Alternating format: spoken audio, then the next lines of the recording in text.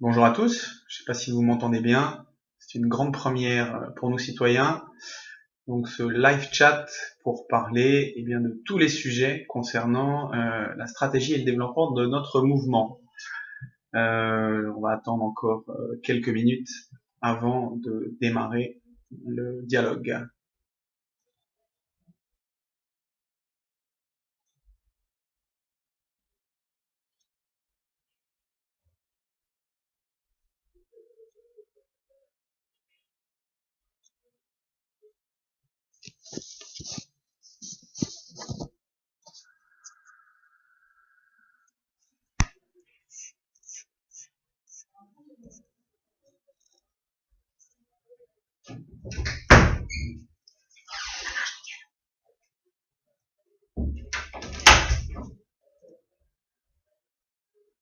Bon, on me fait signe que ça marche, donc c'est très bien. Moi, j'ai pas de retour ni son ni image, sauf avec un décalage de 10 secondes.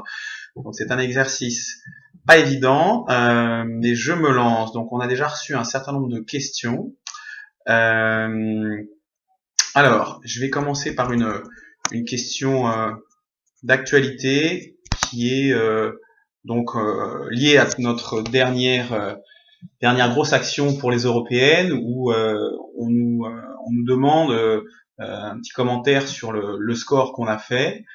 Donc on considère chez nos citoyens que pour cette grande première électorale, c'était déjà un exploit d'être présent dans l'ensemble des régions françaises et que réaliser un score d'1,4% au niveau national, c'est effectivement déjà une première réussite, d'autant plus qu'on est devant un certain nombre de vieux briscards de la politique, que ce soit Besancenot ou Corinne Lepage, et que évidemment on aurait aimé faire un peu plus de 3%, notamment dans certaines régions où on avait plus de réseaux, et il se trouve que la campagne était très courte, que vous connaissez tous les contraintes aussi de cette campagne européenne où on n'a pas du tout parlé des vrais sujets qui étaient focalisés dans les médias sur le Front National. Donc notre bilan est positif. Cette campagne a permis de développer très fortement la notoriété de nos citoyens, qui est passée donc de 16 à 35%. Et puis elle a surtout permis de mobiliser des équipes partout en France. On avait des têtes de liste formidables. Donc aujourd'hui, on se retrouve avec un réseau qui est beaucoup plus musclé, ce qui va constituer je dirais une des étapes principales de construire l'armée qui nous manque encore aujourd'hui, puisque le bilan c'est aussi que dans les régions, dans les villes où on avait des équipes qui localement faisaient réellement campagne, on a fait des scores très significatifs, entre 5 et 10% dans un certain nombre de villes. Et donc voilà, le bilan c'est que la politique c'est aussi du terrain et du contact avec les citoyens. Ce qui me permet d'enchaîner avec une deuxième question qui est, je dirais, très liée aujourd'hui au développement du mouvement. Donc, on m'interroge sur le manque de communication avec la base, le manque d'autonomie des structures régionales et une lenteur dans l'action générale. Donc, c'est effectivement une bonne question, un petit peu critique, mais néanmoins très constructive. Il faut bien comprendre que nos citoyens a vécu, je dirais, sa première phase, une phase de start-up, depuis son lancement en octobre dernier jusqu'aux élections européennes, où on a été dans un flux tendu pour essayer de développer la notoriété, construire les briques du mouvement concernant les propositions. Et puis on s'était dit qu'effectivement cette élection européenne était une bonne opportunité, ce qui nous a effectivement permis de nous développer un petit peu partout sur le territoire.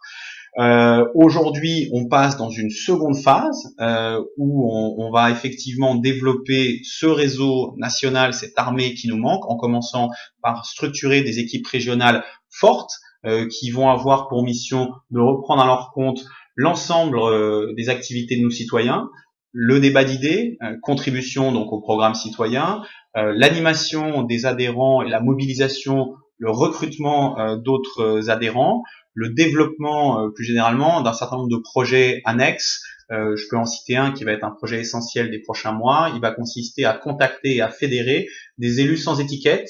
Un certain nombre nous ont déjà contactés, on en a rencontré un certain nombre pendant les élections municipales, mais il y a aujourd'hui 6000 maires, par exemple, en France, qui sont sans étiquette et qui pourraient se retrouver demain sous les couleurs nous citoyens. Donc, Le développement de cette structure régionale avec une gouvernance différente, transversale, associant beaucoup plus les régions, c'est la priorité de nos citoyens pendant les prochains mois. On va essayer d'enchaîner rapidement. Une question concernant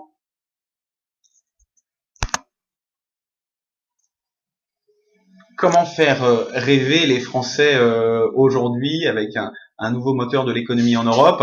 Je rebondirai derrière sur une autre question concernant l'économie qui est effectivement un point important.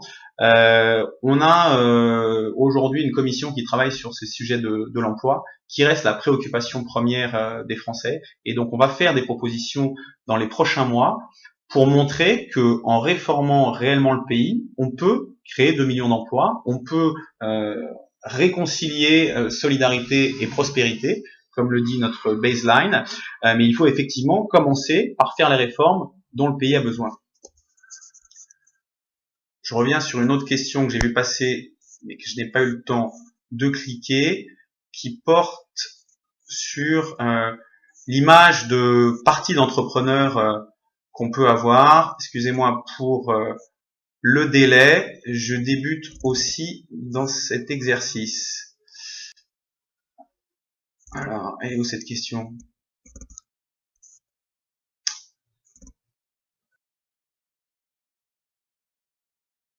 Bon, bref, la question c'était, nous citoyens, est-il un parti d'entrepreneurs ? On a une marque effectivement de fabrique qui est portée par notre président Denis Père, qui fait qu'on peut avoir cette image-là. C'est d'abord une force aussi, puisque les entrepreneurs sont parmi les gens qui sont actifs aujourd'hui dans la société, ceux pour qui les citoyens ont encore une certaine confiance. Vous savez que les partis politiques sont évidemment les structures pour lesquelles les citoyens français ont le moins confiance, 8% de taux de confiance, c'est 54% pour les entrepreneurs, les patrons de PME en général. Et puis la première préoccupation aujourd'hui des Français, c'est l'emploi. Donc avoir une image d'expertise, de crédibilité en matière de création d'emplois, ça nous paraît aujourd'hui essentiel versus un Montebourg, par exemple. On pourra en reparler parce qu'il y avait évidemment des questions sur Alstom, qui n'a jamais mis les pieds dans une entreprise et qui ne sait donc pas quelles sont les bonnes recettes pour créer des emplois. Néanmoins, c'est évidemment pas suffisant. Nous, citoyens, ne peut pas réussir en ne mobilisant que des entrepreneurs, et ce qui n'est d'ailleurs pas le cas aujourd'hui, puisqu'on rencontre de tout aujourd'hui dans notre mouvement. Donc on a une stratégie qui est affirmée depuis le départ, qui consiste à avoir des propositions qui touchent à d'autres problématiques. Et vous avez sans doute noté que les premières propositions sur lesquelles on s'est exprimé, c'est le renouvellement de la vie politique, parce que c'est la mère de toutes les réformes. Si on ne change pas notre système de politique de carrière, on ne pourra rien faire en France. Deuxième sujet, c'était l'éducation, la lutte contre l'exclusion. On va communiquer dans les semaines qui viennent autour de la dépense publique. Ça va être notamment une réponse à la réforme territoriale de François Hollande. Donc oui, l'emploi est au cœur des problématiques et du projet de réforme de nos citoyens, mais ça n'est pas le seul sujet. Et le deuxième élément de réponse, de stratégie pour corriger cette image et avoir vraiment une représentation de la diversité de la société, c'est avoir d'autres porte-paroles que Denis Père. Donc on est en train d'y travailler. Vous avez vu qu'on a eu des têtes de liste dans l'ensemble des régions françaises qui avaient pour un certain nombre un parcours important dans l'entreprise, pour d'autres beaucoup moins. Et puis dans les semaines qui viennent, on va faire émerger, je dirais, d'autres porte-paroles qui ont un autre profil. On a aussi créé un comité de soutien où on va retrouver des artistes, des sportifs. Donc on a bien conscience aujourd'hui des limites de cette image, en même temps de cette force, et donc on va le corriger dans les prochains mois. Alors, un message général qui est l'objectif en support d'une ambition pour 2017, juste effectivement pour rappeler que 2017, c'est le premier véritable objectif de nos citoyens. On pense que c'est là que va se jouer une grande partie de l'avenir de notre pays et qu'il faudra être fort, avoir une présence, être capable de peser. Donc ça passe par d'abord avoir réussi à construire un vrai programme de réforme du pays. avec les citoyens. Donc on a commencé à le faire avec les débats en ligne. On va le faire de plus en plus en associant les régions et des débats un petit peu partout en France. Ça va se dérouler jusqu'en, je dirais, mi-2015 pour les 9 thématiques qu'on a identifiées jusqu'à présent. On va ajouter un certain nombre de thématiques fin 2014, courant 2015, sur des sujets qu'on n'avait pas pu traiter aujourd'hui, parce qu'on est encore une petite équipe, que ce soit les problématiques de sécurité, d'immigration, de diplomatie, les enjeux de société, parce qu'on a pas mal de questions aussi sur les sujets comme la famille. Et donc ça, c'est le premier axe clé pour 2017. Le deuxième axe, c'est les échéances intermédiaires, donc les régionales. On va présenter des candidats aux élections régionales. On n'a pas encore défini complètement notre stratégie, parce qu'on se remet juste des européennes, mais ça va être un grand chantier de l'année 2015, puisque donc ces élections auront lieu en décembre 2015. Et puis il y a le troisième levier qui est aussi important, sur lequel aujourd'hui on est un petit peu moins visible, c'est tous les projets autres, puisque pour rappeler un message important, nos citoyens, c'est un parti politique, mais c'est aussi un mouvement citoyen. Qu'est-ce que ça veut dire? Ça veut dire qu'on pense que la vie démocratique, l'engagement dans la cité se fait au moment des élections, mais pas uniquement. Qu'on peut être des acteurs, on peut engager les citoyens au niveau national, au niveau local. L'initiative doit d'ailleurs de plus en plus et le plus possible venir de la base. Ça peut être une pétition comme on en a lancé une il y a quelques semaines sur le renouvellement de la vie politique. Ça peut être un projet spécifique comme aller fédérer des élus sans étiquette. Il y a aussi d'autres façons d'être acteur. On a lancé un appel à projet en matière de lutte contre l'exclusion, qui consiste à identifier des projets qui sont significatifs, qui nous paraissent intéressants en matière d'efficacité et de rentabilité, donc de réelle insertion dans la cité. Et ce sont des projets sur lesquels on va mettre un coup de projecteur et que nous, citoyens, va aider à faire vivre. Donc, on en est au début, mais l'idée, c'est vraiment de se dire, on est aussi un acteur aujourd'hui dans la cité, et c'est un facteur différenciant par rapport aux partis politiques qui sont des écuries électorales, et nous, on veut pouvoir aussi comme ça fédérer des gens pour qui la politique, eh bien, ça n'est pas très reluisant. Donc, on veut redorer l'image de la politique, mais aussi agir pour essayer d'attirer et de fédérer, notamment des jeunes, pour qui la politique est souvent un repoussoir. Alors, une petite question sympathique concernant le fait de se rapprocher d'Alexandre Jardin. Il faut savoir qu'Alexandre Jardin est un proche de nos citoyens qui a collaboré à un certain nombre de réflexions, notamment en matière d'éducation. Il a lancé donc son initiative que vous avez peut-être vue, donc concernant les ZEB, pour essayer de mettre la lumière là encore sur des projets intéressants, montrer que les citoyens s'engagent pour faire bouger les lignes. Et donc Alexandre fait partie des gens avec lesquels on travaillera à un moment donné ou un autre. Il y a dans la stratégie de nos citoyens la volonté de fédérer, d'identifier d'abord des gens qui partagent les mêmes valeurs, qui ont envie de réformer radicalement le pays, de redonner l'initiative à la société civile. Et donc Alexandre, comme d'autres, pourront rejoindre à un moment donné, notamment pour la présidentielle, l'armada nos citoyens, qui sera constituée du vaisseau amiral, si tout va bien, de notre mouvement, et d'autres mouvements ou organisations qui pourront nous aider. Alors, une question. Alors, j'ai cliqué sur la mauvaise flèche. Je vais répondre quand même à cette question. Comment éviter de tomber dans le tous pourri à l'égard des élus, surtout des 500 000 petits élus locaux? Non, c'est une très bonne question. Vous aurez noté qu'on est assez attentif au vocabulaire qu'on utilise pour ne pas justement être assimilé à d'autres partis qui sont très forts dans le tous pourri. Nous, ce qu'on dit, c'est que c'est le système qui est vicié, c'est le système qui a un problème. L'hyper-professionnalisation de la politique fait qu'on a des politiques de carrière dont le seul objectif est de se faire réélire. Alors, on sait tous que c'est un des nœuds du problème.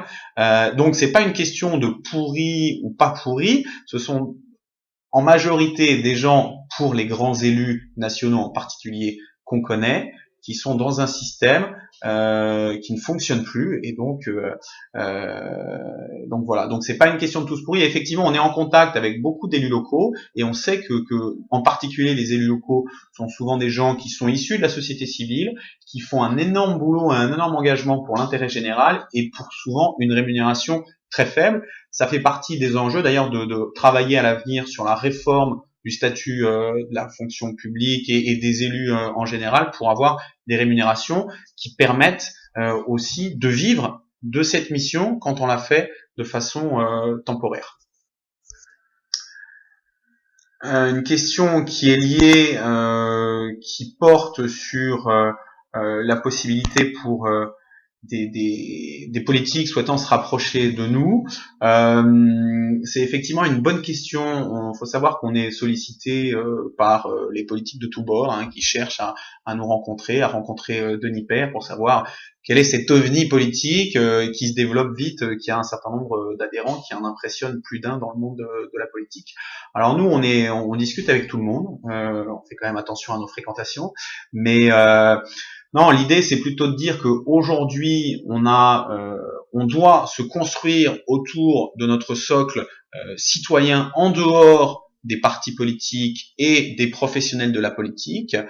Quand on sera suffisamment fort pour peser, pour fédérer éventuellement des personnes qui ont pu avoir une expérience à droite ou à gauche, pourquoi pas, on sera une fois qu'on sera dans une position de force. Il faudra évidemment pas se priver d'un certain nombre de talents s'ils respectent évidemment à la fois les valeurs, l'ADN et puis les engagements de nos citoyens en matière de limite de mandat. Et vous savez que ça constitue un problème pour un certain nombre d'entre eux.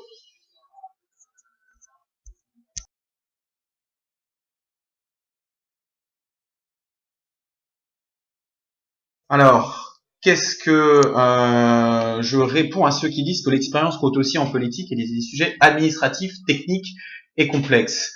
Je leur réponds que en entreprise, on a aussi des sujets techniques complexes qui demandent des compétences, que pour être un bon ministre de l'emploi ou du redressement productif, pour citer encore un exemple très parlant, il faut sans doute mieux connaître l'emploi, les problématiques du marché du travail, plutôt que d'être un expert de la chose publique. Ça, c'est pour la première partie de la réponse. On a aussi parmi nous des gens qui ont une expérience dans le public. On a des fonctionnaires, de plus en plus d'ailleurs, de hauts fonctionnaires qui nous rejoignent. Alors, ils souhaitent pas tous qu'on communique sur leur nom encore, mais ils sont de plus en plus nombreux à venir nous conseiller, à nous aider, parce qu'ils ont bien conscience que le modèle est usé, et que ça n'est pas en particulier concernant la réforme de l'État, en mettant des patchs qu'on va réussir réellement à réformer le pays.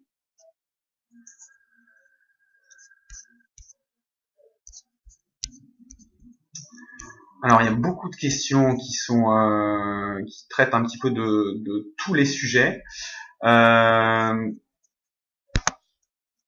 prends une qui est une question d'actualité. Est-ce qu'on communique? Et il y avait une autre question qui était de dire on entend peu nos citoyens depuis les élections européennes, en particulier sur les sujets d'actualité que sont les grèves à la SNCF, les intermittents, Alstom, etc. Alors d'abord, on ne nous entend pas forcément, même quand on parle et qu'on essaye de parler fort. On a réussi à faire une percée dans les médias. On compte maintenant, les élections européennes nous ont officiellement mis dans les 10 premiers partis politiques français. Il n'en reste pas moins qu'il y a encore ce plafond de verre, et il faut encore qu'on lutte pour être audible dans les médias. Donc on a une petite équipe très dynamique et talentueuse qui travaille avec nous sur ce sujet. Malgré tout, c'est difficile. On s'est exprimé ces derniers temps sur le cas Alstom, à travers des communiqués de presse, à travers des tweets, mais on n'a pas été beaucoup repris par les médias, un petit peu quand même parce que Denis a pu s'exprimer sur ce sujet dans un certain nombre d'émissions de télé et de radio, puisque l'affaire dure quand même depuis un certain temps. Sur la réforme territoriale dont on parle un petit peu moins que la Coupe du Monde ou que la grève à la SNCF, on a aussi fait des communiqués qui sont un peu de teasing par rapport aux propositions qu'on va sortir dans quelques semaines, puisqu'on considère qu'aujourd'hui, le chemin pris par le gouvernement n'est pas du tout le bon, parce que si on traite globalement l'échelon des régions sans se poser la question des missions de l'État, de la répartition budgétaire de cette décentralisation, et puis sans traiter le réel échelon sur lequel il y a de grosses économies de dépenses publiques à faire, qui est l'échelon municipal. Aujourd'hui, on a donc la moitié des communes d'Europe, comme Denis aime à le rappeler, et pour faire quelques petits milliards d'économies au niveau des régions, il va falloir beaucoup travailler. Nous, on va faire des propositions beaucoup plus radicales pour réformer en particulier l'échelon municipal.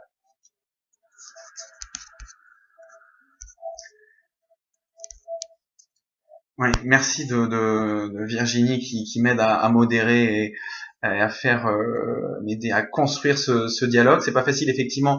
Il y a beaucoup de questions. Alors, je vais tacler un tout petit peu, parce que c'est sympa. Que pensez-vous de la proposition de nouvelle donne? Ma question est partie. Je vais essayer de la retrouver. Choc, voilà, elle est peut-être là. Travailler moins pour travailler tous, ça a déjà été essayé. On constate que ça n'a pas donné beaucoup de succès, que l'ensemble du monde européen est développé et plutôt sur d'autres réformes à la fois du marché du travail. Non, nous on considère que c'est une approche dogmatique, qu'on a un enjeu à court terme, c'est effectivement de permettre à notre pays de recréer de l'emploi, aux entreprises qui sont, il y avait une question là-dessus que je n'ai pas publiée, effectivement les seuls qui créent de l'emploi durable. Alors on me dira, oui, l'emploi public dans les fonctions régaliennes, il faut que ce soit durable. Oui, mais ça concerne quand même peu de monde par rapport à la masse aujourd'hui de fonctionnaires. On sait qu'on en a un petit peu trop dans notre pays. Donc nous, l'enjeu, c'est évidemment de redonner de l'air en modifiant le droit du travail, le coût du travail en particulier. Il y aura d'autres propositions qui sont liées à la formation professionnelle, à la réforme de Pôle emploi, pour reprendre un mot, libérer le travail. Et donc, j'en parlais tout à l'heure en préambule, nous on est persuadés que si on accompagne d'un côté cette réforme de l'État qui va donner des marges de manœuvre financières considérables à notre pays par une baisse de charges et un allègement globalement du poids de l'État sur ceux qui créent de l'emploi, on peut créer plus de 2 millions d'emplois en France. Alors, juste petite anecdote par rapport à Nouvelle Donne, parce qu'on nous a souvent posé la question après les européennes, où effectivement, ils ont fait un score supérieur au nôtre, mais dans Nouvelle Donne, il y a un mot qui est faux, c'est nouvelle. Nouvelle Donne, ça existe depuis très longtemps, pas exactement sous cette forme. En 2012, c'était le collectif Roosevelt, puis Laroutourou, il est dans le paysage politique, il a des réseaux PS depuis quelques années, il est même très présent, il a été candidat à plusieurs élections, ils ont des élus, ils ont en fait déjà un réseau de militants qui nous manque encore aujourd'hui. Donc voilà, c'est pour ça que c'est difficile de comparer et que, pour revenir sur un point que j'abordais tout à l'heure, on est satisfait des résultats qu'on a eus aux élections européennes. On aurait évidemment aimé faire un petit peu plus, mais compte tenu de la difficulté de l'exercice, du temps très court de cette élection, on a réussi à être présent partout en France, à faire de belles campagnes, à avoir des candidats qui étaient crédibles, et c'est un levier formidable pour la suite. Alors, deux questions sur le septennat non renouvelable, notamment liées à la proposition de Xavier Bertrand. Écoutez, c'est une proposition que l'on peut envisager. Vous avez vu que dans les propositions en matière de renouvellement de la vie politique, nous on a proposé un seul mandat pour le prochain président, histoire d'être sûr qu'il se consacre à faire les réformes dans le pays et pas se préoccuper de sa réélection. On nous a dit, oui, c'est peut-être un peu court, 5 ans, et que 7 ans serait mieux. Alors, ça se discute, et rien n'est joué en la matière sur les propositions finales qu'on fera. Il faut quand même avoir en tête que toute la stratégie de nos citoyens est d'éviter aujourd'hui de rentrer dans un débat institutionnel qui polluerait finalement le reste des réformes. Parce qu'effectivement, 7 ans, c'est sans doute mieux que 5 ans, et on sait que pour réformer vraiment notre pays, il faudra 10 ans, mais il faut qu'il y ait 5 premières années d'un président et que la suite soit reprise par un autre. Si on se lance dans une réforme constitutionnelle, on est parti pour 3 ans et on fera jamais les réformes. Alors je rebondis sur une question que j'ai déjà abordée tout à l'heure concernant la structure des régions. C'est évidemment un enjeu majeur des prochaines semaines. Là on est en discussion permanente avec les gens qu'on a pu identifier qui avaient déjà des rôles de coordinateurs régionaux. Pour résumer, aujourd'hui, ce qui nous manque principalement, c'est un réseau qui nous permette de mailler le territoire, d'aller porter les idées de nos citoyens, d'aller recruter de nouveaux adhérents, de faire campagne quand on en a besoin. Donc aujourd'hui, on est effectivement au balbutiement de cette première étape, avec des équipes qui sont constituées dans les 6 premiers mois du mouvement. Les élections européennes nous ont permis de développer, de repérer des talents un petit peu partout, des gens qui sont engagés pendant la campagne. Donc là, on est en train de structurer l'organisation régionale. D'ici une semaine, on devrait avoir des coordinateurs régionaux sur au moins 20 des 22 régions françaises. Donc on va annoncer cette nouvelle étape de développement. Et l'objectif, c'est qu'à la fin de l'année, on ait des équipes, nos citoyens, dans chaque département. On voit voir chaque circonscription, on verra le rythme auquel on peut se développer. Donc c'est évidemment le gros challenge pour nos citoyens. C'est un challenge important parce que on travaille et on a des gens qui s'engagent, qui sont bénévoles. Il y a des gros boulots à faire en région. Pour faire simple, la structure régionale, c'est un petit nos citoyens qui a donc l'émission d'animer le débat local, de contribuer à la construction du programme de réforme du pays, d'animer les réseaux des adhérents, de faire la promotion de nos citoyens, de recruter des adhérents, et puis de porter l'ensemble des projets qu'on développe au niveau national, le tout dans une vraie démarche coopérative. On va créer, donc je vous l'annonce en exclusivité, un comité des régions qui va donc associer l'ensemble des régions à la stratégie et au pilotage de nos citoyens. Donc ce sera annoncé dans les tout prochains jours. Donc les régions, on en a parlé.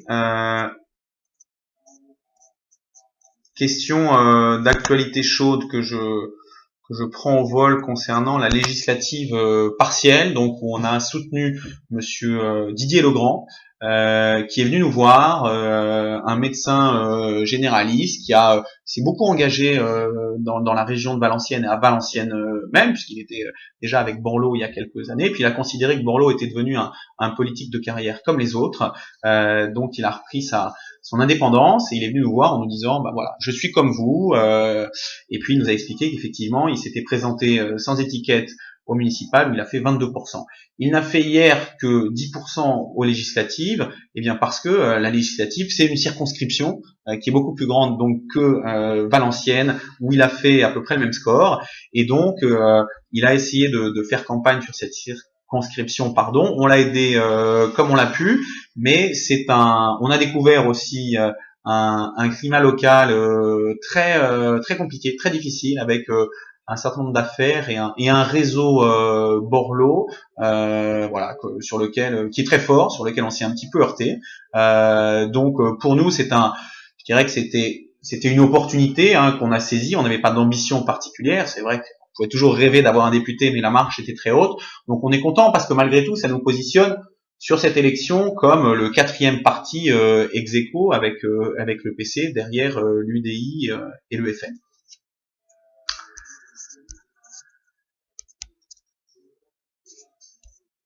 Alors, est-ce qu'on peut préempter le sujet de la simplification que le PS a pris en main, mais sans absolument rien faire depuis 2 ans? Oui, tout à fait. Ça fait partie des vastes chantiers sur lesquels on travaille. Alors, il y a 2 axes sur lesquels on travaille sur la simplification. C'est d'abord l'organisation de l'État. Et effectivement, si on simplifie cette organisation illisible, où aujourd'hui personne n'est capable de dire où s'arrête la mission de l'État, que ce soit sur l'éducation, l'armée, l'emploi versus le millefeuille territorial, les régions, les départements, les communes. Donc la première mission, c'est d'avoir une démarche globale pour repenser le schéma de fonctionnement de notre État avec, vous vous en doutez un petit peu, des missions, un État resserré, plus efficace, plus agile, qui coûte moins cher. Donc les missions régaliennes principalement, et puis pour le reste, beaucoup de décentralisation, de la délégation de services publics notamment. Donc ça, c'est le chantier sur lequel on va communiquer dans les prochaines semaines. Et puis il y a le deuxième volet, qui est effectivement très lié, c'est ce qu'on va pouvoir voir en matière d'emploi. Et donc là aussi, on sait qu'il y a un enjeu majeur en matière de simplification de tout un tas de procédures, de droit du travail dans son ensemble, pour permettre que, comme Denis le dit souvent, un chef d'entreprise n'est pas la main qui tremble quand on signe un CDI. Quid des jeunes. Donc les jeunes, c'est un enjeu effectivement majeur pour notre pays, pour l'ensemble des partis politiques et pour nos citoyens. Il faut savoir que les jeunes sont, alors on parle des jeunes comme ça, mais c'est vrai que la tranche 18-25 ans, c'est ceux qui votent le moins. Certains ont réussi à les mobiliser, le Front National a fait un bon travail auprès des jeunes, mais on a une telle défiance de l'ensemble de la population vis-à-vis de la politique que pour les jeunes, c'est devenu repoussoir. Donc comment on fait chez nos citoyens, parce qu'on a bien envie et on pense qu'on a besoin des jeunes pour réformer et repenser la politique dans notre pays. Bien on pense d'abord que la structure même, l'ADN de nos citoyens est un facteur qui doit nous permettre de mobiliser les jeunes. D'abord parce qu'effectivement on est non partisans, citoyens, qu'on se veut voilà, qu'on est contre la politique à la papa, la politique politicienne. Donc ça doit nous permettre, ce côté mouvement citoyen versus parti politique, d'être plus séduisant pour les jeunes. Néanmoins, il y a un gros travail à faire avec des éléments de communication, de thématiques un petit peu spécifiques, une façon de communiquer, d'utiliser les canaux de communication digitaux. Donc, on y est, hein, la preuve ce soir, mais on peut évidemment s'améliorer. Et puis c'est sans doute aussi une façon un petit peu différente d'aborder la politique par des projets plus concrets, plus pragmatiques. Donc c'est le troisième volet de notre stratégie dont je vous parlais tout à l'heure. Tout le monde n'était pas là, mais je dirais qu'en plus de l'axe programmatique, on construit le programme citoyen, en plus de ce qu'on fait au moment des élections régionales puis présidentielles, législatives, il y a ce troisième volet qui va consister à créer des projets, à donner l'initiative aux citoyens pour, concernant les jeunes par exemple, on peut imaginer un projet qui est lié à l'emploi. Comment on fait pour pragmatiquement aider les jeunes, mettre des gens en réseau, utiliser ce qu'un certain nombre de gens connaissent chez nos citoyens, parce qu'il y a un certain nombre d'entrepreneurs, on l'a dit tout à l'heure, pour aider les jeunes. Donc on vient de lancer un groupe de travail constitué d'une dizaine de jeunes de tous horizons qui sont en train de réfléchir cet été pour définir une stratégie et un nous citoyens jeunes, en quelque sorte.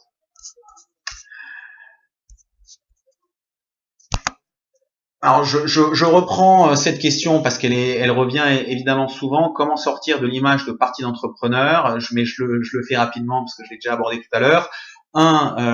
Être un parti d'entrepreneur, c'est aussi et avant tout une force. Les gens ont confiance aujourd'hui dans les entrepreneurs. Ils savent que les gens qui sont des entrepreneurs sont plus crédibles pour parler notamment du sujet qui les préoccupe le plus, la création d'emplois, que des politiques de carrière, et en particulier un Montebourg, par exemple. Néanmoins, effectivement, ça ne suffit pas pour peser et changer la France. Donc on a besoin de transformer cette image. Ça passe par une stratégie de communication sur des thématiques qu'on a commencé à faire depuis le début, mais que donc traiter des sujets qui ne sont pas des sujets d'entrepreneurs, que ce soit les sujets de solidarité, donc on a travaillé en matière de lutte contre l'exclusion, en matière d'éducation. Donc notre enjeu, c'est surtout d'être plus visible de manière générale et sur ces sujets-là. Une fois qu'on sera plus visible sur ces sujets-là, on aura moins cette image de parti d'entrepreneur. La deuxième réponse, c'est avoir des porte-paroles qui ne sont pas issus du milieu de l'entreprise. Donc on est en train de faire monter en compétences et en puissance un certain nombre de gens, de rallier des gens qui viennent de tous horizons. on a un comité de soutien sur lequel on va communiquer, où il y a par exemple des sportifs, des gens qui viennent de l'associatif, des artistes, des écrivains. Donc voilà, tout ça doit contribuer à modifier cette image. Mes derniers points que je n'ai pas cités tout à l'heure, tout cela passe aussi par l'efficacité de, si je peux m'exprimer ainsi, notre réseau de distribution.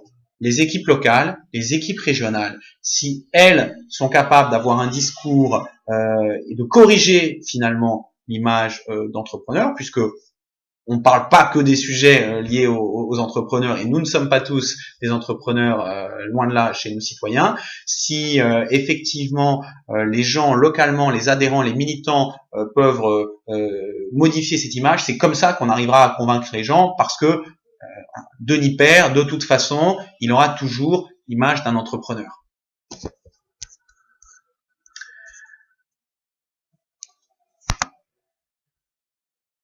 Un autre sujet important qu'on a commencé à toucher du doigt pendant les européennes, quelle est la position de nos citoyens sur l'immigration. Alors pour mémoire, dans notre programme des européennes, on avait en particulier insisté sur la problématique d'immigration illégale, qui est effectivement un des premiers enjeux majeurs, ce qui fait qu'on a encore toujours aujourd'hui des drames humanitaires au large de l'Italie. On ne peut pas empêcher le reste du monde de considérer encore l'Europe et la France en particulier comme un Eldorado.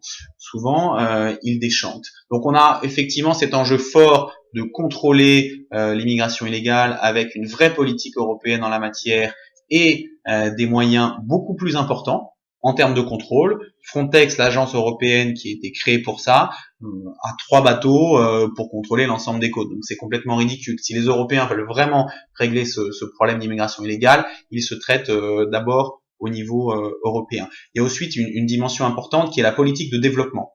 Aujourd'hui, on a raté depuis des décennies la politique de développement des pays, en particulier européens, vis-à-vis des pays en voie de développement, pour eh bien aider au développement de ces économies et fixer les populations sur place, au lieu de vouloir se battre toujours après la bataille. Bon, il n'en reste pas moins qu'on a un vrai sujet aujourd'hui en France, mais de mon point de vue, puisqu'on n'a pas encore lancé la commission sur l'immigration qui va être lancée dans les prochains mois, on ne pouvait pas tout traiter en même temps. De mon point de vue, on a surtout un problème d'intégration en France qui fait que le modèle finalement on a créé des ghettos qui sont aujourd'hui des zones de non-droit dans un certain nombre de régions françaises et qu'on peut intégrer, on peut d'abord mieux effectivement réguler et puis on peut intégrer de manière beaucoup plus efficace.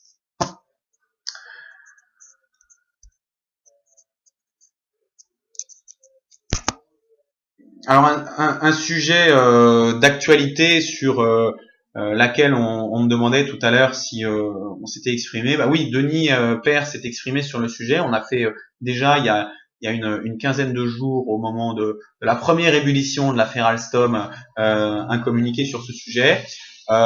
Pour résumer notre position, elle est de dire que c'est pas à Montebourg de faire la politique d'Alstom. On sait, pour avoir regardé ce qui se passe partout ailleurs, que voilà, la place du public n'est pas dans le capital des sociétés, que c'est pas comme ça qu'on résout les problèmes, même si à court terme, de façon exceptionnelle, ça peut arriver. Là, il se trouve que au final, Monsieur Montebourg dépense l'argent des Français qu'il n'a pas, alors qu'il y avait une solution qui était sans doute plus efficace, en particulier en matière de création d'emplois, avec la première offre de G sur Alstom. Donc, au final, voilà, c'est le bilan, c'est les politiques de carrière qui ne connaissent rien à l'emploi. C'est l'image déplorable aujourd'hui de notre pays, en plus à l'international, un enjeu majeur, comme vous le savez, lié aux investissements étrangers. Donc aujourd'hui, on n'aide pas la France en montrant cette image d'un pays qui veut se mêler, d'un État qui veut se mêler de tout.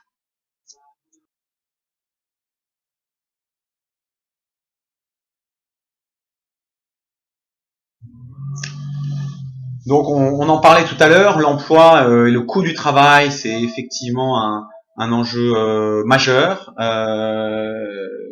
qui fait qu'aujourd'hui on est le pays sur lequel qui ne repart pas. L'ensemble des pays européens ont fait des réformes ou quasiment de leur marché du travail.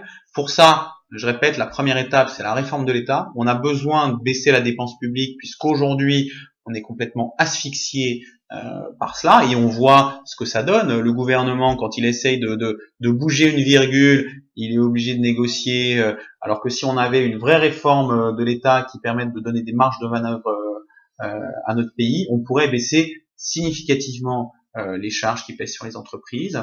On va faire des propositions en matière d'emploi sur ce sujet en particulier en septembre et vous verrez que ce sera assez radical. On a beaucoup travaillé avec à la fois des entrepreneurs, des syndicats, on a des gens de la CFDT qui sont très partants pour nous aider et nous enrichir de leur réflexion, des consultants et des experts sur ce sujet-là. On sait qu'il y a un enjeu majeur autour en particulier des salaires autour du SMIC et que le gouvernement a commencé à aborder cette baisse de charge, mais il faut en faire 10 fois plus et on pense, nous, qu'on peut en particulier sur les bas salaires, comme ça, créer un espèce d'appel d'air et créer presque 1 million d'emplois. Donc, vous pourrez voir le détail de ces propositions en septembre et on pourra évidemment en débattre.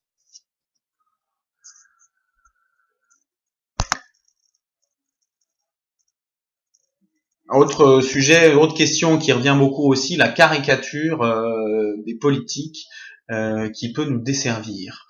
Alors, je rappelle qu'en fait, nous, on ne caricature pas les politiques. Alors, il se peut que ici ou là, on cite quelques responsables politiques nommément pour mettre en lumière l'absurdité de notre système. C'est par exemple, comme l'a déjà cité Denis Père, Anne Hidalgo, retraité de la fonction publique à 50 ans et presque. Voilà, on peut pas considérer que sa mission dans les services sociaux de l'État pendant quelques années a été une tâche particulièrement pénible qui fait qu'elle doit s'arrêter de travailler, en tout cas être payée, que sa retraite soit payée à 50 ans. Donc ça, c'est un petit peu pour l'anecdote, mais vous savez que nous, on dénonce surtout le système d'hyper-professionnalisation de la politique, ces politiques de carrière qui finalement, malgré eux, au-delà de leur qualité personnelle, sont dans cet engrenage, ils ne savent faire que ça, n'ont été formés pour faire que ça. C'est assez naturel à leur place de vouloir repartir à chaque fois pour la prochaine élection. Donc la solution, c'est effectivement de casser ce système d'hyper-professionnalisation, de limiter le nombre de mandats dans la durée, pour faire rentrer des gens qui viennent de tous horizons, pour exercer des missions, des gens qui sont compétents, pour exercer pendant une durée fixe, déterminée, une mission au service de l'État, de l'intérêt.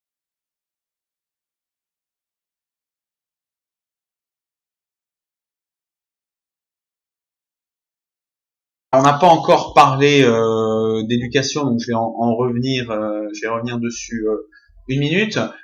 Vous avez vu que, j'espère que vous avez vu, en tout cas vous pouvez voir sur notre site encore les propositions en matière d'éducation, hein, où on a surtout mis le curseur sur, il y a plusieurs sujets parce que l'éducation c'est aussi la mère de toutes les réformes finalement, et c'est aussi le symbole de toutes les dérives du système français, avec une éducation nationale qui a des performances moindres, en tout cas qui est un système de plus en plus inégalitaire. On nous a dit que la dépense publique, le système public à la française était la source d'égalité. En fait, c'est pas vrai. On se rend compte qu'effectivement, on dépense beaucoup plus d'argent que nos voisins européens qui ont des populations d'élèves un peu comparables comme l'Allemagne ou l'Angleterre. On dépense plus, les profs sont moyen payés et donc au final, évidemment, les résultats sont moins bons. La lutte contre le décrochage scolaire qui est effectivement une des premières sources d'exclusion et de violence, de chômage aussi bien sûr. On a étudié ce sujet. On a cité donc une initiative qui nous paraissait très intéressante, qui a été montée par un entrepreneur qui s'appelle Zubdeco, vous pouvez aller voir ZUP Deco sur internet. Eh bien ça consiste tout simplement à faire coacher des élèves en difficulté par des étudiants, par des seniors, etc. Donc il l'a fait lui aujourd'hui à une échelle modeste, mais quand même déjà quelques milliers d'élèves avec des résultats hyper performants, c'est-à-dire que voilà, là l'élève qui était en difficulté, presque en exclusion de ce système, rentrait de nouveau dans le système. Et donc on a modélisé un tout petit peu ça. Il suffisait de dépenser 50 millions d'euros par an, donc c'est vraiment une paille à l'échelle du budget de l'éducation nationale, comme vous le savez, pour remettre dans le système les 140 000 élèves qui décrochent chaque année. Donc voilà, la société civile, elle est aujourd'hui capable d'apporter des solutions. On va pousser pour ce type d'idées, mais vous savez qu'aujourd'hui l'école, c'est encore un monde très fermé aux initiatives de la société civile, aux entreprises, parfois même aux parents. Donc on a besoin de changer ça, et c'est en faisant de l'éducation, de la pédagogie, en faisant du débat qu'on va réussir à changer les mentalités. Alors, une bonne question aussi, comment montrer qu'on est capable de mettre en œuvre nos idées, comment ne pas rester dans le yaka faucon. Alors, un premier élément de réponse, c'est ce que je disais tout à l'heure, c'est-à-dire que au-delà d'être un parti politique, on se veut être un mouvement citoyen déjà acteur dans la cité. Donc, c'est développer des projets pragmatiques, qui ont un objectif concret à court terme, monté par des gens de nos citoyens, par d'autres, et qui apportent un changement. Je prends l'exemple donc des projets en matière de lutte contre l'exclusion qu'on va soutenir. On a lancé un appel à projets, vous pouvez retrouver sur notre site internet. L'idée, c'est d'identifier des projets qui sont montés par des citoyens, des associations, et qui ont la particularité de vraiment remettre les exclus dans l'insertion, donc avec un impact mesurable sur la société. Et bien voilà, on va identifier, sélectionner ces projets, en faire la publicité, aider éventuellement les porteurs de projets à se financer. Donc on montre comme ça qu'on est déjà un acteur de la cité. Bon, et puis enfin, évidemment, comment on prouve qu'on va réussir à faire ce changement, c'est tout le travail de pédagogie qu'on a à faire pendant 3 ans d'ici à 2017. La démarche de consulter les citoyens, elle n'est pas faite que pour trouver des bonnes idées. Elle est aussi indispensable pour faire de la pédagogie, parce que dans toute démarche de conduite du changement, il faut d'abord expliquer, faire adhérer les gens, ce que ne font jamais les responsables politiques, qui font, vous le savez, quelques débats pendant les élections présidentielles, en évitant soigneusement les gros sujets qui fâchent. Donc voilà, la stratégie de nos citoyens, c'est vraiment cette approche pédagogique pendant 3 ans jusqu'à 2017, pour que le maximum de gens soient conscients des enjeux, des problèmes, pour qu'ensuite, le jour où on puisse réellement être acteur, ça, il faut être élu, être aux manettes, pour que le changement soit possible.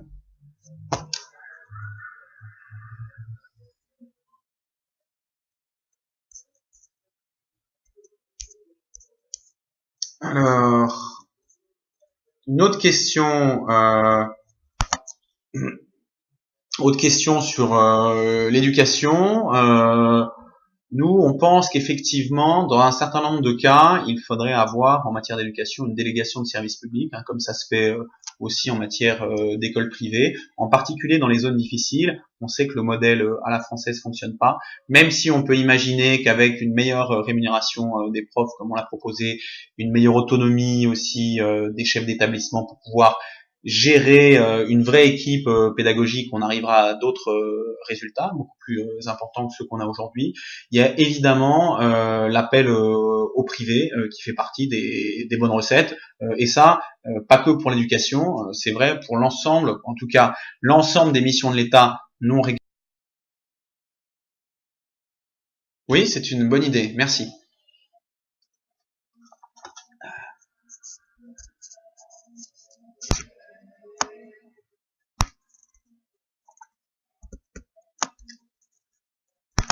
Alors, on n'a pas beaucoup parlé des partenaires sociaux. Nous, c'est un sujet, comme je vous le disais, qu'on aborde beaucoup évidemment dans les problématiques d'emploi.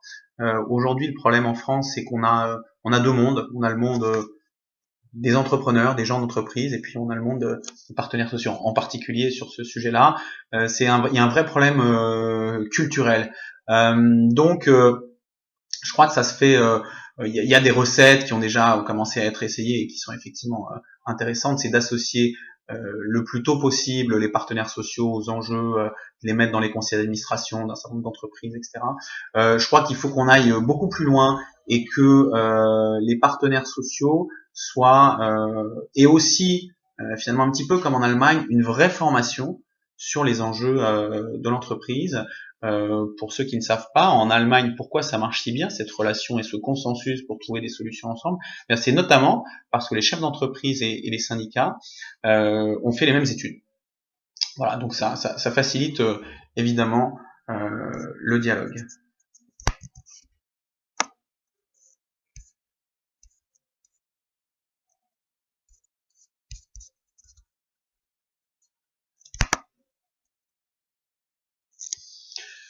Alors, j'ai pas compris toute la question, mais c'est plutôt une suggestion de donner 10 décisions, 10 propositions importantes, structurantes pour remettre la France dans les rails.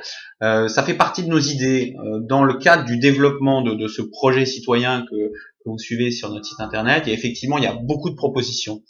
On a en tête, on n'a pas encore exactement fixé la date, de faire une mobilisation autour des 10 propositions clés qui seront évidemment en priorité autour de la réforme de la vie politique, de la réforme de l'État, du droit du travail, du marché de l'emploi.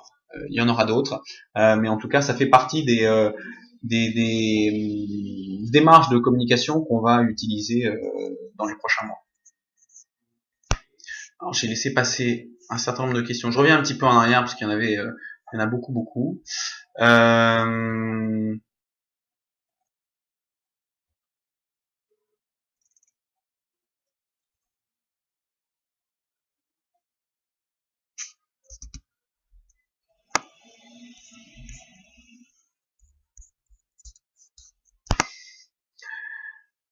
Bon, libérer les Français comme thème numéro un.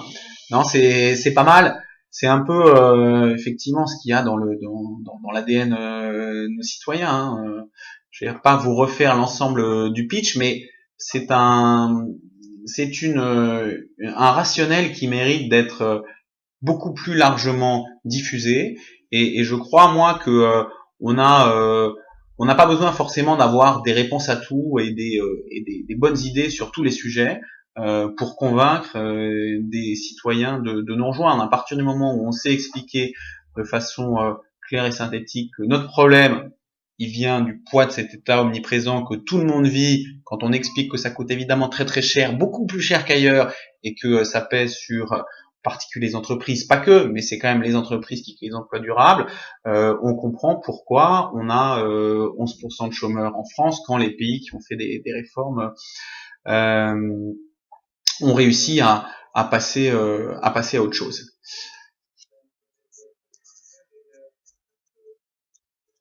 Alors, une action sur les élus, le cas échéant nouvellement installé.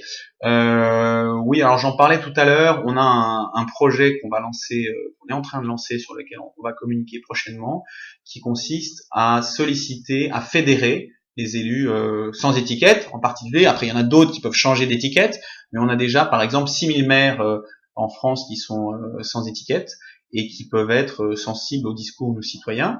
Et on va faire plus que juste les solliciter, on va monter une offre de service pour eux, en particulier en capitalisant sur ce qu'on a fait pendant les municipales, où pour ceux qui s'en souviennent, on avait travaillé sur la bonne gestion, en particulier qu'est-ce que ça signifie pour une municipalité.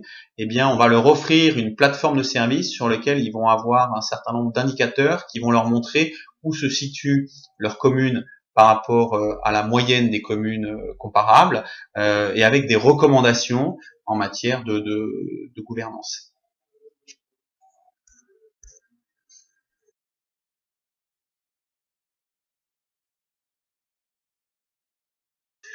Ah, c'est tellement peu sans, mais c'est déjà formidable pour ce premier. J'ai du mal à suivre toutes les questions. Alors nos citoyens, ma question est partie. Je sais pas si tout le monde l'a vu. Nos citoyens pourraient-ils éventuellement participer à un gouvernement de droite ou de gauche et sous quelles conditions? Alors aujourd'hui, c'est très difficile de répondre à cette question, hein. Je crois qu'il faut qu'on y aille par étapes. Aujourd'hui, tout ce qui ressemble à un parti politique, de droite comme de gauche, c'est un repoussoir pour une majorité de Français. Et donc la stratégie de nos citoyens, c'est bien de rester complètement indépendant de ces partis. Et on pense que c'est la seule façon de nous développer. En 2017, encore une fois, si nos citoyens est fort, la stratégie va aussi consister à fédérer des gens de droite comme de gauche qui ont eu une expérience et qui rentrent dans les clous de nos citoyens pour muscler notre dispositif. Ensuite, l'étape d'après que sous-entend cette question est aujourd'hui complètement inenvisageable, sauf si, comme le dit Denis Père dans ses discours, le parti de gouvernement de droite ou de gauche reprend nos propositions et transforme radicalement son management, son leadership. Donc ça veut dire que si à un moment donné il y a effectivement un parti, en théorie, ça a très peu de chances de se produire, un parti qui reprend notre programme et qui met la moitié de son staff et de son leadership nos citoyens, pourquoi pas. Voilà. Aujourd'hui c'est quand même un peu de la science-fiction et notre stratégie, notre image, notre discours, il est vraiment anti parti traditionnel puisque on le voit tous les jours, hein, à droite comme à gauche, c'est quand même la catastrophe. Ça ne donne pas envie, ça n'est pas efficace, et je pense que voilà, nous citoyens devraient plutôt dans les mois qui viennent avoir de plus en plus d'anciens du PS, du centre et de l'UMP, surtout à court terme. On en voit déjà beaucoup venir nous voir pour travailler avec nous.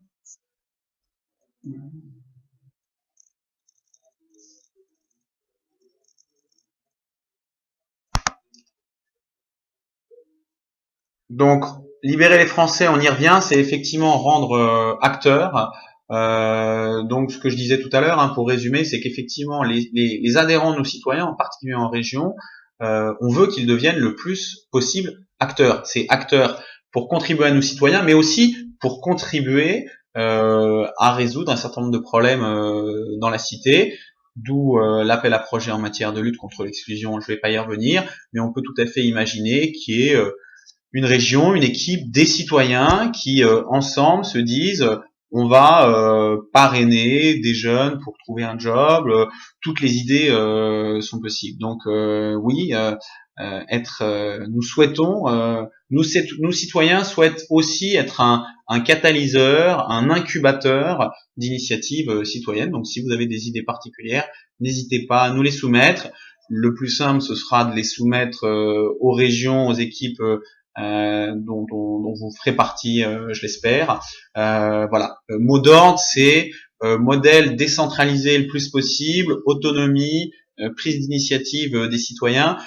De toute façon, il n'y a que comme ça qu'on pourra réussir. On a des moyens limités par rapport aux grosses écuries, même si elles sont de plus en plus des armées en déroute, ces partis traditionnels. Voilà. Néanmoins, quand il y a des budgets de dizaines de millions d'euros par rapport aux nôtres qui approchent bientôt le million d'euros pour l'année, avec l'argent qu'on a pu mobiliser pour les européennes, donc c'est pas négligeable. On se rend compte que de toute façon nos ressources propres internes sont complètement limitées et qu'on a besoin de libérer les citoyens pour que, dans le cadre qu'on définit ensemble, ce soit des acteurs. Alors, encore peut-être une ou deux questions. Quelle thématique n'a pas été encore abordée?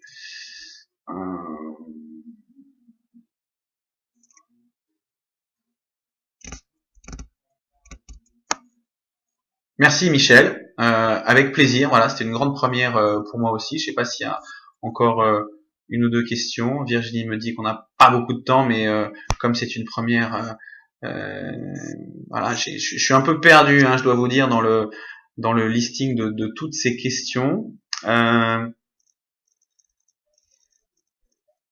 Donc simplement, j'en reprendrai une dernière parce que c'est quand même le gros sujet, et ça va être le gros sujet d'actualité des prochaines semaines chez nos citoyens et des prochains mois aussi.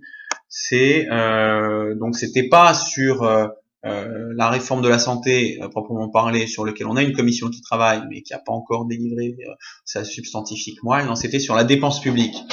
Juste un petit voilà un petit ordre de grandeur. Où on est en train de travailler là où le gouvernement aujourd'hui parle de faire 50 milliards d'économies, mais vous savez sans doute que c'est 50 milliards d'économies par rapport à une hausse prévue de la dépense publique sur les années à venir. Donc en fait, l'économie réelle prévue par le gouvernement par rapport à la base actuelle, elle n'est que d'une dizaine de milliards. Nous, on va plutôt parler d'économies réelles entre 150 et 200 milliards de dépenses publiques. Donc ça va effectivement être assez radical, mais on pense qu'on peut y arriver sans toucher au niveau de prestations. On a beaucoup d'optimisation à faire dans notre état. Voilà, merci à tous pour cette grande première. Les prochains live chats seront organisés rapidement. Je pense qu'on va essayer d'en faire toutes les semaines avec différents intervenants sur des thématiques beaucoup plus précises que celle-là, qui était une grande première sur nos citoyens en général, sa vie, son œuvre. Voilà, merci beaucoup à tous et à très bientôt.